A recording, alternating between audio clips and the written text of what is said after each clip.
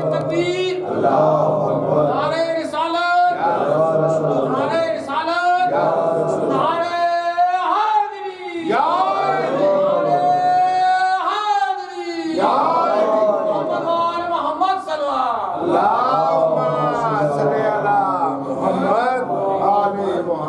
لا حول ولا قوة إلا بالله العلي العظيم. أعوذ بالله السميع العليم من الشيطان الرجيم. بسم الله الرحمن الرحيم. الحمد لله رب العالمين وبه نستعين. الصلاة والسلام على سيد العرب والعجم مولانا ومولى الثقلين جد الحسن والحسين المکی المدنی القرشی الہاشمی مولانا بالقاسم محمد بن عبداللہ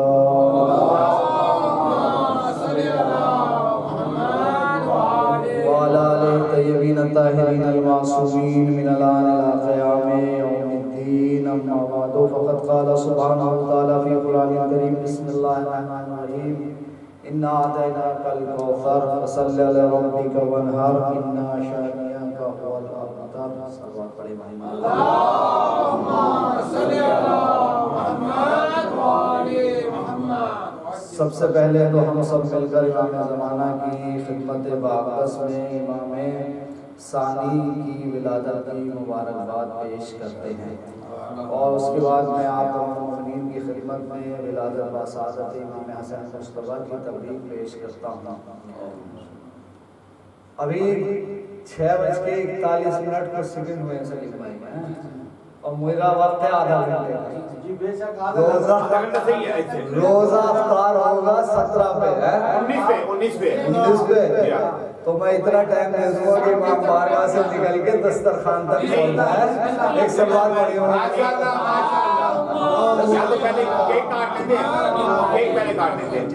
نہیں میں اتنے ٹائم پہ ختم کر دوں گا.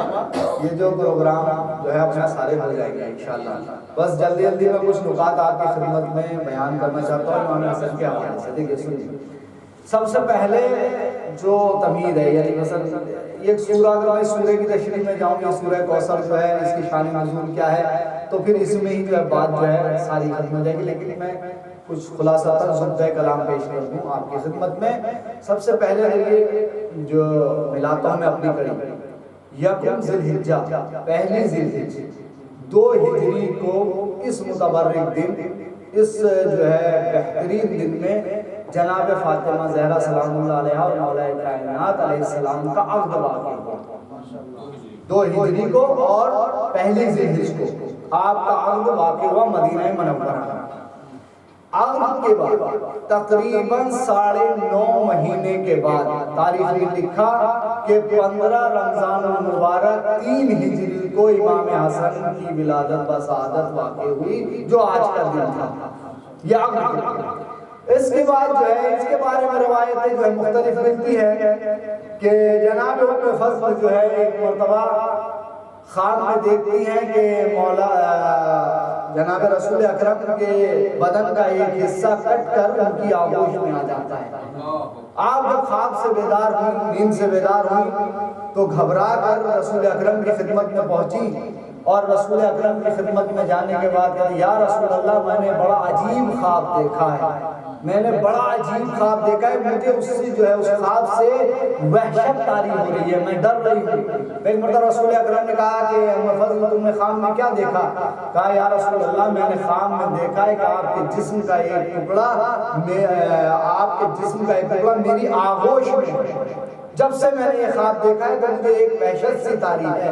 بس جناب رسول اکرم جو ہے مسکراتے ہیں اور مسکرا کے کہتے ہیں کہ ام فضل یہ وحشت کی منزل نہیں ہے بلکہ مسرت کی منزل ہے، بلکہ خوشی کی منزل ہے. کہا یا رسول اللہ آپ کا مقصد کیا ہے؟ کہا کہ ام فضل میرا مقصد یہ ہے کہ ان قریب ہی پروردگار عالم میری بیٹی فاطمہ زہرا کو ایک بیٹا دے گا، ایک بیٹے سے نوازے گا. بس اسی طرح دن گزرے، وہ وقت بھی آ گیا، وہ دن آ گیا 15 رمضان المبارک کا، کہ 15 رمضان المبارک علی الصباح، صبح کے وقت سے شنبے کا دن، منگل کا دن تھا، جیسے تاریخ نے لکھا کہ جناب فاطمہ زہرا صلوات اللہ علیہ کی آغوش میں نور جو ہے جلوہ فروز ہوا. جیسے یہ نور جناب فاطمہ زہرا کی آغوش میں جلوہ افروز ہوا، جناب ام فضل جناب فاطمہ زہرا کی خدمت میں گئیں اور جانے کے بعد اس نو مولود کو اپنی آغوش میں لیا اور لانے کے بعد رسول اکرم کی خدمت میں دیا، خدمت میں پیش کیا۔ جیسے ہی رسول اکرم کی خدمت میں جناب امام حسن کو دیا تو تاریخ میں لکھا کہ امام حسن کو زرد کپڑے کے اندر جو ہے لپیٹ رکھا تھا، امام حسن کو زرد کپڑے کے اندر جناب ام فضل نے لا کر رسول اکرم کی آغوش میں دیا۔ ایک مرتبہ جناب رسول اکرم نے امام حسن کے چہرے اقدس کو دیکھا اور اس کے بعد آپ کے جسم اطہر کو دیکھا، اس پر زرد کپڑا لپٹا ہوا تھا۔ یہاں پر تاریخ نے جملہ لکھا، عجیب جملہ لکھا، علامہ مجلسی نے جلاء العیون میں لکھا، علامہ ذیشان در جوادی نے بھی لکھا، اور بہت سے علماء نے جو اپنی کتابوں میں لکھا کہ ایک مرتبہ رسول کی تیوری پہ بل پڑ گئے، رسول کی تیوری پہ بل پڑ گئے۔ وجہ ایک مرتبہ میں فرض میں دے گا، یا رسول اللہ آپ کی ناراضگی ناراحتی کی کیا وجہ ہے؟ رسول اکرم نے کہا کہ ام فضل میں نے تم سے منع کیا ہے کہ بچے کو کسی رنگین کپڑے میں مت لپیٹنا، میرے حسن کو سفید کپڑے میں جو ہے لپیٹ کر لاؤ، یا سفید کپڑا جو ہے اس کو اوپر اڑا کر لاؤ۔ جناب ام فضل گئیں اور جانے کے بعد آپ نے وہ کپڑا وہ پارچہ تبدیل کیا، اس کے بعد آپ وائٹ یعنی سفید کپڑے میں جو ہے جناب امام حسن کو لے کر آئے۔ جب جناب امام حسن کو سفید کپڑے میں لے کر آئے، آپ نے آغوش میں لیا۔ اب یہاں رک کر میں آپ کی خدمت میں ایک نکتہ پیش کرنا چاہتا ہوں، یہاں رک کر میں نہیں جانتا کہ اللہ کے رسول کی کیا مصلحت تھی، کیا وجہ تھی، آپ نے کیوں رنگین کپڑے میں امام حسن کو لپیٹنے سے منع کر دیا، مجھے نہیں پتا، اس مصلحت کو اللہ جانے یا اس کا رسول جانے، لیکن میں تو صرف اتنا سمجھ سکا ہوں رسول کے اس جو ہے فعل سے یا رسول کے اس کلام سے اتنا سمجھ سکا ہوں کہ شاید رسول یہ بتانا چاہتے ہوں کہ ہم اہل بیت وہ ہیں کہ جن کے اوپر دنیا کا کوئی رنگ نہیں چڑھ سکتا، ہم اہل بیت وہ ہیں۔ اب یہاں سے بات کو اور بڑھا دوں کیونکہ بات جو ہے پھر نکلتی چلی جائے گی، تو ایک جو ہے نقطہ پیش کر کے بات کو آگے بڑھا دوں۔ اگر کبھی اہل بیت کو رنگین لباس کی ضرورت بھی ہوئی ہے اور امام حسن اور امام حسین نے رنگین لباس کی خواہش بھی کی ہے، اگر طلب بھی ہوئی ہے، تو دنیا کا رنگ کام نہیں آیا ہے، بلکہ جبرائیل آسمان سے آیا ہے، حوض کوثر سے پانی آیا ہے، جنت سے رنگ آیا ہے، پھر اس کے بعد ان کے کپڑوں کو رنگین کیا گیا ہے، ان کے لباس کو رنگا گیا ہے۔ تو یہاں سے یہ بات واضح ہو گئی کہ اہل بیت وہ ہستی ہیں، امام حسن اور حسین وہ اس ہستی کا نام ہے کہ جن کے لباس پر بھی دنیا کا رنگ نہیں چڑھ سکتا۔ ارے جن کے لباس پہ دنیا کا رنگ نہیں چڑھ سکتا تو ان کے کردار پہ دنیا کا رنگ کیا چڑھے گا؟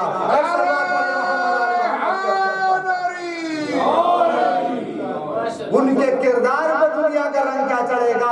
اب دنیا نے نئے نئے بنوے بنا لیے، نئی نئی حدیثیں گھڑ دی کردار امام حسن کو مجروح کرنے کے لیے کہ امام حسن کے کردار کو مجروح کیسے کیا؟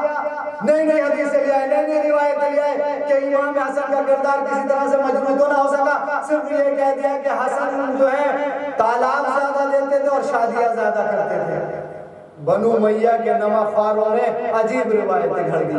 اگر میں ان روایتوں کو ابھی تجزیہ کرنے لگوں تو یہی آپ کے سامنے منٹوں میں رد کر دوں، لیکن ابھی میں اس کو چھوڑ رہا ہوں یہاں۔ اگر تھوڑا سا بھی مجھے 2 منٹ کا وقت ملا تو میں اس کا ایک چھوٹا سا تجزیہ ضرور کر کے جاؤں گا۔ اب سنیے، اس کے بعد جناب رسول اکرم نے آغوش میں لیا، لینے کے بعد نو مولود کو دیکھا اور عجیب منظر ہے، کس طرح سے نور کی آغوش میں ہے، کس طرح سے قرآن رحل پہ ہے، کس طرح سے جو ہے پاسبان جو ہے گلستان کے کے پاس ہے. ایک عجیب منظر ہے بیت فاطمہ کا کہ جناب مولا امام حسن جناب رسول اکرم کی آغوش میں ہے. جناب مولا کائنات سامنے کھڑے ہوئے. ایک مرتبہ رسول اکرم نے اپنی نظروں کو اٹھایا اور اٹھانے کے بعد علی کے چہرے کو دیکھا. ابھی حسن کے جو ہے چہرے کو دیکھ رہے تھے, اب علی کے چہرے کو دیکھنے لگے. یعنی رسول کبھی حسن کے چہرے کو دیکھ کے عبادت کرتے ہیں, کبھی علی کے چہرے کو دیکھ کر عبادت کرتے ہیں. عجیب منزل ہے اس وقت جو ہے, عجیب جو ہے سما بنا ہوا ہے بیت فاطمہ کا. اور کہا علی اس نو مولود کا نام کیا رکھا؟ نو مولود کا نام کیا رکھا؟ ایک مرتبہ مولا کائنات کہا یا رسول اللہ میں آپ پہ تقدم کیسے کر سکتا ہوں, میں آپ پہ کیسے آگے بڑھ سکتا ہوں؟ پر رسول اکرم نے کہا علی اگر تم مجھ پہ تقدم نہیں کر سکتے تو میں خدا پہ تقدم نہیں کر سکتا. تم مجھ سے آگے نہیں بڑھ سکتے تو میں خدا سے آگے نہیں بڑھ سکتا. ابھی یہ جملے رسول نے ادا ہی کیے تھے کہ جبرائیل نازل ہوئے اور نازل ہونے کے بعد کہتے ہیں یا رسول اللہ, اللہ یہ کہتا ہے کہ تمہارے نزدیک علی کی وہی منزلت ہے جو ہارون کی منزلت موسیٰ کے نزدیک تھی. جب یہ منزلت ہے تو اللہ یہ کہتا ہے, اللہ کا یہ کہنا ہے کہ تم اس نو مولود کا نام وہ نام رکھو جو ہارون کے بڑے بیٹے کا نام تھا. رسول نے کہا ہارون کے بڑے بیٹے کا نام کیا تھا؟ جبرائیل نے کہا ہارون کے بڑے بیٹے کا نام تھا شبر. بھائی ایک مرتبہ جیسی کا شبر, رسول نے کہا یہ تو عربی زبان کا لفظ نہیں ہے, ہم عربی ہیں, عرب میں زندگی گزار رہے ہیں, یہ تو عبرانی زبان کا لفظ ہے. تو جبرائیل نے کہا یا رسول اللہ, اے اللہ کے حبیب اس شبر کا ترجمہ عربی زبان میں حسن ہوگا, آپ اس نو مولود کا نام حسن رکھیے. ایک صلوات پڑھیے محمد آل محمد کے عزت پر. اب سنیے یہاں سے, اب سنیے یہاں سے, یہاں ایک جملہ ایک نقطہ اور آپ کے سامنے جو ہے لگانا چاہتا ہوں. دیکھیں ہم ایک لفظ استعمال کرتے نا بھائی, برائے نامی آ جاتے ہیں, برائے نامی اس کام کو کر لیتے, برائے نامی اس کام کو کر لیتے. تو یہاں سے اس لفظ کو جو ہے محسوس کریے گا اس میرے نقطے میں. اب اللہ کی طرف سے کیا نام رکھا گیا؟ حسن نام رکھا گیا. حسن لفظ عربی کا تھا, عربی کا لفظ تھا, لیکن تاریخ یہ لکھتی ہے کہ کسی کا نام مدینے میں یا مکے میں حسن نہیں تھا. اللہ نے اس نام کو لوگوں کی نگاہوں سے چھپا کے رکھا تھا. ارے پروردگار عالم کے تو یہ اسرار ہیں, اس کے یہ راز ہیں, اگر وہ چاہے تو ناموں کو بھی چھپا کے رکھ سکتا ہے. اب اگر ہمارا آخری ایمان پر دائے غیب میں ہے تو لوگوں کو تعجب کس بات کی ہے؟ اللہ کا یہ اسرار ہے, اللہ کا ایک راز ہے. اب جب نام حسن رکھا گیا تو یہاں سے یہ بات واضح کر دی رسول اکرم نے کہ دیکھو تم ہمارے کمالات اور عظمتوں کی بات کرتے ہو, ہم تو برائے نام بھی دنیا کے محتاج نہیں ہیں, تو کمالات اور عظمتوں میں دنیا کے کیا محتاج ہیں؟ برائے نام ہم دنیا کے محتاج نہیں ہیں. ہمارے تو نام بھی آسمان سے آتے ہیں, تو ہمارے کمالات کو یہاں دنیا میں کہاں تلاش کر رہے ہو؟ نام حسن قرار پایا, حسن نام رکھا گیا. آغوش رسالت میں امام حسن کا وجود مقدس ہے. ایک مرتبہ نانا نے نواسے کے منہ میں اپنی زبان کو دے دیا. آج ذرا کوئی نانا اپنے نواسے کے منہ میں ذرا زبان پھینکے تو دکھائے. اگر یہ فیل کرنے بھی لگے, سنت رسول کو انجام دینے بھی لگے, تو گھر والے فوراً پکڑنے کے منہ کو اس کے جائے جائے. یہ کیا کر رہے ہو؟ کہا کیوں؟ سنت رسول انجام دے رہے ہیں. رسول نے اپنے نواسوں کے منہ میں اپنی زبان دی ہے, تو ہم بھی دے رہے ہیں, سنت رسول انجام دے رہے ہیں. تو دنیا پلٹ کے یہ کہتے ہیں کہ آج کے سارے طبیب یہ کہتے ہیں کیا کر رہے ہو جناب, آپ 80 سال کا اور یہ بچہ ایک دن کا, سارے جراثیم جو ہے اس کے اندر منتقل کرو گے, سارے جراثیم اس کے اندر منتقل کرو گے. تو عزیزوں یہاں ایک جگہ سن لی اور بات کو آگے بڑھو. ارے جہاں جراثیم ہوں گے وہاں جراثیم منتقل ہوں گے. ارے جو سینہ ایسا سینہ ہو کہ جس کی قسم اللہ کھا رہا ہو, علم نشرہ لکا صدرکا, اے رسول ہمارے ہم نے تمہارے سینے کو گنجینہ علوم الہی قرار دیا, تو جہاں جراثیم ہوں گے وہاں جراثیم منتقل ہوں گے, اور جہاں علم الہی ہوگا وہاں علم الہی منتقل ہوگا. ایک سلوات پڑھیے محمد آل محمد کے عظمت پر. رسول نے زبان کو چسایا, اپنے سارے علم جو ہے امام حسن کی طرف منتقل کر دیے. اس کے بعد اب رسول اکرم اور فاطمہ, جناب فاطمہ زہرا کے گھر میں یہ بچہ پرورش پا رہا ہے. علم کی، امام حسن کا علم، امام حسن کی شجاعت، امام حسن کا حسن، امام حسن کا حسن، امام حسن کا کلام معجزہ ہے۔ کوئی عرب و مدینے میں ایسا انسان نہیں ہے علاقے میں جو امام حسن کے کلام کو اور امام حسن کے حسن کا جواب ہے۔ امام حسن کے بارے میں تاریخ نے لکھا کہ آپ سینے سے لے کے چہرے تک جو ہے امام رسول اکرم سے مشابہ تھے۔ امام حسین سینے سے لے کر پیروں تک رسول اکرم سے مشابہ تھے، اور امام حسن جو سینے سے لے کے چہرے تک رسول اکرم سے مشابہ تھے۔ یعنی اللہ نے دو نواسے دیے اور دونوں میں رسول اکرم کی شباہت کو رکھا۔ اب جو ہے رسول اکرم کہ یہ نواسا جس کی خوبصورتی، جس کا کلام ایک شخص مدینے کے اندر آتا ہے اور آنے کے بعد جو ہے مدینے میں کہتا ہے لوگوں سے کہ مجھے اس شخص سے ملا دو جو سب سے زیادہ خوبصورت بھی اور سب سے زیادہ فصیح اور بلیغ بھی، یعنی جس کے کلام کی فصاحت اور بلاغت بھی سب سے زیادہ اور سب سے زیادہ خوبصورت بھی ہو۔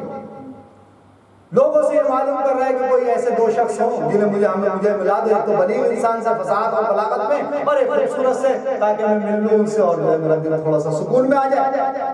کسی نے کا دیوانہ ہو رہا ہے، اتنی زحمت کیوں کر رہا ہے؟ دو لوگوں سے تجھے ملنے کی کیا ضرورت ہے؟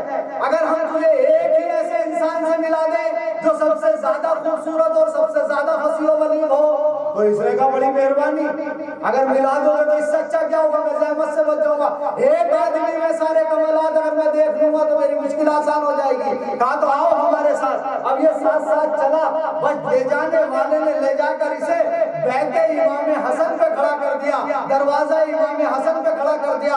دق الباب ہوا، امام حسن بیت الشرف سے باہر نکلے۔ پہلے کوئی شخص نے امام حسن کے چہرے اقدس کی زیارت کی، اس کے بعد جب ہم کلام ہوا تو امام حسن کا جب تکلم ملاحظہ فرمایا تو ایک مرتبہ شہزادہ حسن کے قدموں پہ گر کے یہ کہنے لگا، اے میرے معبود، تو اچھی طرح سے جانتا ہے کہ تجھے اپنی امامت اور خلافت کس گھر میں رکھنی اور کس فرد میں رکھنی ہے۔ ایک سلوات پڑھیے محمد آل محمد کی اللہ۔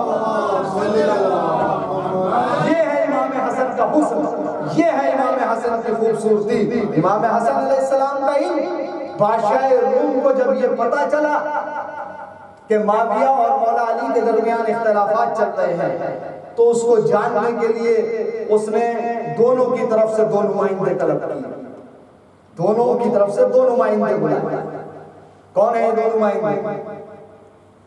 اب ادھر سے معاویہ نے تو اپنے بیٹے کو بھیجا یزید کو، ادھر سے مولا کائنات نے بھی اپنے بیٹے کو بھیجا امام حسن۔ بادشاہ روم کے دربار میں دونوں پہنچے۔ روایت لکھتی ہے کہ جیسے یہ بادشاہ روم کا دربار لگا ہوا تھا وہاں پہنچے تو جاتے ہی یزید نے سب سے پہلے اس کی دست بوسی کی۔ یزید نے بادشاہ روم کے ہاتھوں کو چوما، لیکن ہمارے امام کی شان کیا تھی؟ ہمارے امام نے پہنچتے ہی شکر الہی انجام دیا، شکر الہی انجام دیا، اور اس کے بعد گفتگو کا آغاز کیا۔ گفتگو ہو رہی ہے، بات چل رہی ہے کہ اسی اثنا میں بادشاہ روم نے ایک سوال کر دیا، بلکہ سوال سے پہلے اس نے ایک کام اور کیا، اس نے اپنے غلام کو حکم دیا کچھ تصویریں لا کر جو ہے سامنے تخت پہ رکھ دی گئی دونوں کے سامنے، اور بادشاہ روم کہتا ہے کہ یہ کس کی تصویریں ہیں، یہ کس کی تصویریں ہیں؟ ادھر اگر کچھ معلوم ہوتا تو پتہ چلتا، اب یہاں بھی اگر کسی کا علم کام آیا ہے تو وہ اس کا کام آیا ہے جو سنونی کا دعویٰ کرنے والا ہے، اس کا کام آیا ہے۔ اس کے بیٹے نے ایک مرتبہ تصویروں کو دیکھا امام حسن نے، اور پہلی تصویر کو دیکھ کے کہا یہ جناب آدم کی تصویر ہے، دوسری تصویر کو دیکھ کر یہ جناب نوح کی تصویر ہے، تیسری تصویر یہ جناب ابراہیم کی تصویر ہے، چوتھی تصویر جناب اسماعیل کی تصویر ہے، پانچویں تصویر یہ تصویر جناب شیش کی تصویر ہے، اور تصویریں دیکھتے رہے اور بتاتے رہے۔ اس کے بعد ایک مرتبہ امام حسن گریہ کرنے لگا۔ جیسے ہی گریہ کیا تو بادشاہ روم نے پوچھا، اے مولا حسن رونے کا آپ کی وجہ کیا ہے؟ کہا کہ یہ جو تصویر ہے یہ تصویر میرے جد نامدار کی تصویر ہے، یہ میرے جد کی تصویر ہے، یہ رسول اکرم کی تصویر ہے، یہ اللہ کے رسول کی تصویر ہے۔ اسی اثنا میں پھر بادشاہ روم نے ایک سوال کر لیا، اور سوال اس کا عجیب سوال تھا۔ اس نے کہا یہ بتاؤ کہ اس کائنات کے اندر وہ کون سی مخلوقات ہیں جو بغیر ماں باپ اور بغیر نر اور مادہ کے پیدا ہوئی؟ بغیر ماں باپ اور بغیر نر اور مادہ کے پیدا ہوئی. ایک مرتبہ یزید بغلے جھانکنے لگا. یزید بغلے جھانکنے لگا. امام حسن نے اپنا کلام شروع کیا اور کہا کہ کچھ چیزیں ہیں اس کائنات میں جو بغیر ماں باپ کے اور بغیر نر و مادہ کے پیدا ہوئی. کہا کون ہے؟ کہا سب سے پہلے جناب آدم، اس کے بعد حوا، اس کے بعد وہ توبہ جو جناب اسماعیل کی جو ہے قربانی کا جو ہے فدیہ بنا تھا، ناقہ صالح، جناب صالح کی اونٹنی، جناب موسیٰ کا جو عصا اژدہا بنا تھا وہ اژدہا، اس کے بعد کہا اور کہا ابلیس، کہا اس کے بعد کون؟ کہا ساتویں چیز یہ ہے کہ وہ کوا جس نے قابیل کو جناب حابیل کے دفن ہونے کا طریقہ بیان کیا تھا. ایک مرتبہ درباریوں نے یہ سنا اور سننے کے بعد علم امام حسن کے قائل ہو گئے کہ یہ واقعی یہ ہے، یہ وصی رسول ہے اور نائب رسول. یہ ہے علم امام حسن. اور بہت سے واقعات تاریخ نے علم امام حسن کے حوالے سے لکھے. بس دیکھیں 7 بج چکے ہیں اور 2-4-5 منٹ ایک واقعہ اور سنیے. دیکھیں سب سے اہم موضوع جو ہوتا ہے نا یہاں امام حسن کا جب بھی حوالے سے بیان ہوتا ہے نا، سب سے اہم موضوع ہوتا ہے صلح حسن. اور واقعہ صلح امام حسن کا اگر اس کا تجزیہ کیا جائے نا تو بس جو ہے نا سمجھ میں آ جائے. اب جو لوگ کہتے ہیں کہ امام حسن نے صلح کیوں کر لی، امام حسن نے جنگ کیوں کر لی، سارے اعتراضات جو ہیں کیا اپنی جگہ آتے ہیں. لیکن بس فقط میں آپ کو ایک چیز کہتا ہوں، اسی سے آپ اندازہ لگا لیجیے گا کہ کون جو ہے کامیاب ہوا ہے صلح. دیکھیں ایک ہوتا ہے کوئی بھی مقابلہ اگر ہو رہا ہے، ایک ہوتا ہے غالب اور ایک ہوتا ہے مغلوب. ایک ہوتا ہے غالب اور ایک ہوتا ہے مغلوب. مغلوب یعنی جو ہار جائے، غالب یعنی جو جیت جائے. ٹھیک ہے.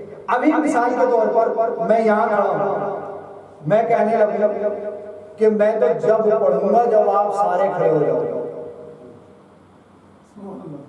میں جب آگے پڑھوں گا سلیم بھائی جب سارے کے سارے آپ کھڑے ہو جاؤ. یہ کیا رکھی میں نے شرط رکھی نہیں رکھی؟ آپ سارے کے سارے کھڑے ہو گئے، کون جیتا؟ کون جیتے گا؟ کیوں ہوکر صاحب کون جیتے گا؟ میں یا آپ؟ میں جیت جاؤں گا نا. تو یعنی میں کون ہو گیا؟ غالب. آپ کون ہو گئے؟ مغلوب. تو شرطیں کون بنواتا ہے؟ شرطیں غالب بنواتا ہے یا مغلوب؟ جو غالب ہے جو جیتا ہوا ہے وہ شرطیں بنواتا ہے. تو اب آپ صلح امام حسن اٹھا کے دیکھ لیجئے، شرطیں امام حسن نے بنوائی ہیں یا معاویہ نے بنوائی ہیں؟ سبحان اللہ. دستخط کس نے کیے ہیں؟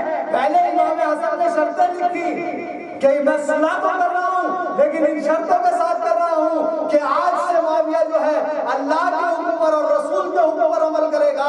آج سے جو ہے کسی سادات کو پریشان نہیں کیا جائے گا. آج سے علی کو سب و ستم نہیں کیا جائے گا. آج سے بیت المال میرے قبضے میں رہے گا.